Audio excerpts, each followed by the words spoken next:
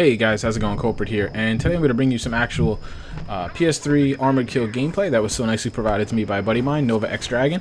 I'm going to start right off by saying if you guys want to see other gameplay, actual gameplay, and commentated by him, I'm going to put an overlay on the video. I'm going to put a link in the description.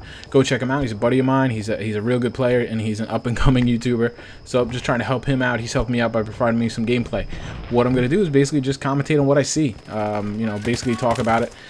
Basically what I'm looking for, guys, here is how viable is it going to be to play my style. Now, so if you are vehicle guys, please don't hate on me. I'm looking at it for infantry fighting. That's what I like to do. That's what I'm doing. My channel. I'm not hating on the vehicles. I'm just looking for, am I going to be able to play what I enjoy? Now, if anybody caught that beginning clip, you might want to check back. I don't understand what happened there. The guy jumps out of the AC-130 to spawn, and apparently he didn't have enough time to get to the ground, and he died before being out of bounds. That makes no sense to me. Did I miss something? I don't know.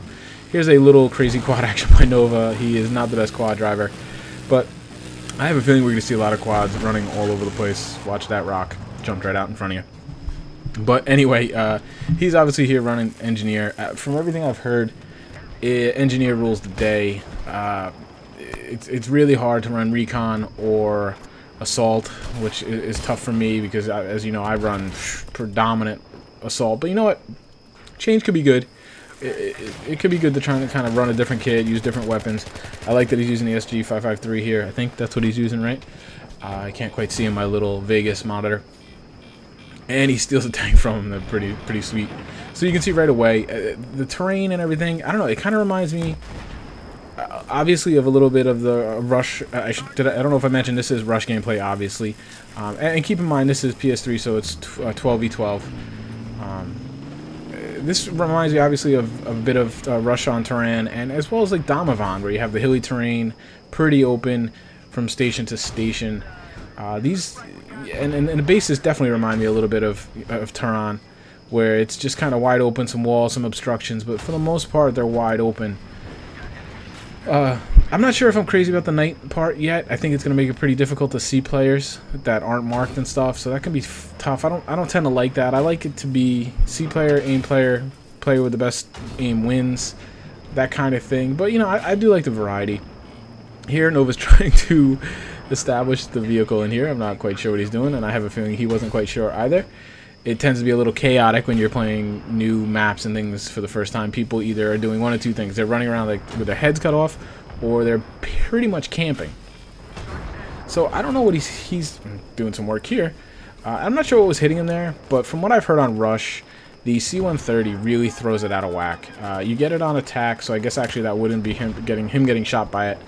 It just seems to throw off the balance that basically if you arm an MCOM and you have a C-130 up, all you have to do is shell the MCOM, and it's virtually impossible for the other team to disarm. It's basically just, you know, non-stop mortars, more or less. I mean, I guess the respawn timer on the gun is quick enough that you can basically keep it clear in a rapid enough succession that you'll never be able to disarm it. I'm really hoping DICE will tweak that. I'm really hoping DICE will, or at least on a private server, it'll be toggleable, where I can just turn it off, because I don't feel like it adds anything to the game, frankly. I really don't, and I think it's silly that they put it in. It's one of my least favorite features, the whole thing. For me, there is no cool factor to it. I'm sorry, guys. It's on rails. Maybe if somebody could fly it, I'd be like a little more to it. I think you're breaking the mold of Battlefield 3 with the ship on rails. To me, it's just silly. Why not put a train in there with guns on it? You know, like, I don't understand. I hope I can just turn it off, frankly. And that's not hating on vehicles. I'm fine with other vehicles being in the game. I just think this vehicle is so out of left field and it doesn't fit. And from what I hear, it incredibly unbalances Rush. And as you guys know, Rush is really my only hope for playing some infantry ground pounding type gun-on-gun fighting. And I know this is not that type of DLC, but that doesn't mean, you know, like you can't have a role for infantry. I think Bad Company 2 did it very well. They had their big wide open maps that were made for air fighting, air to ground I should say, because they didn't have really air fighting. And you know, you had the big wide open maps that were definitely you could do work with vehicles, but at the same time there was these tight little villages, tight little areas that you had to have guys on the ground go in and just win for you. It was a very good balance, and I hope that these maps turn out to be in that flavor. A lot of people have said they remind them of that. I won't know until I actually play them. I might actually get some more some more gameplays from a couple other guys, just kind of give an idea what we're looking at. It definitely seems here, definitely seems chaotic, but like I said, I don't know if that, you know, I'm not gonna really put that on the map. It's you know, it's new players playing on new maps. There definitely seems to be plenty of action here. I mean, there's definitely moments where it seems very barren. You'll see him chase people down, and you know, but I can't say much about that because it's like that now. I mean, Damavand is like that to some degree.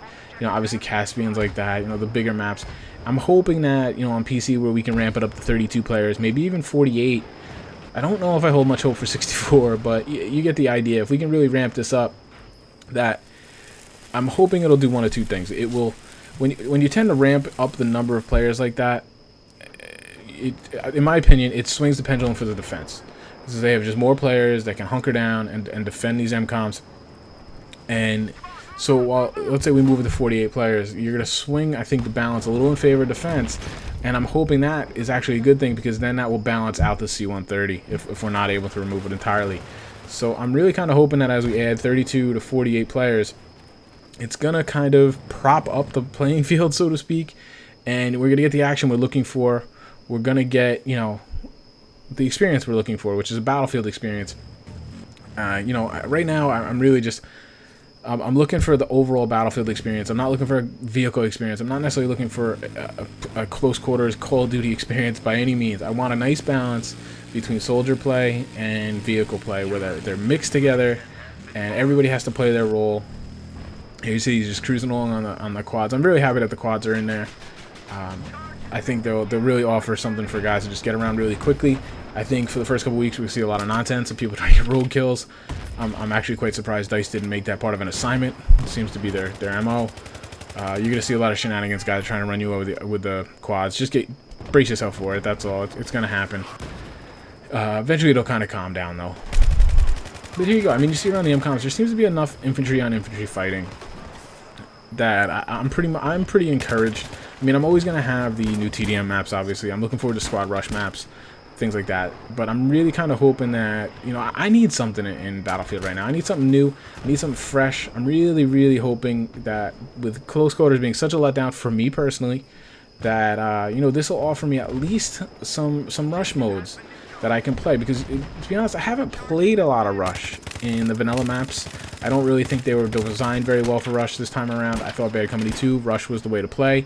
Keep in mind, I played on Xbox in Bad Company 2, so that's why my opinion is that way.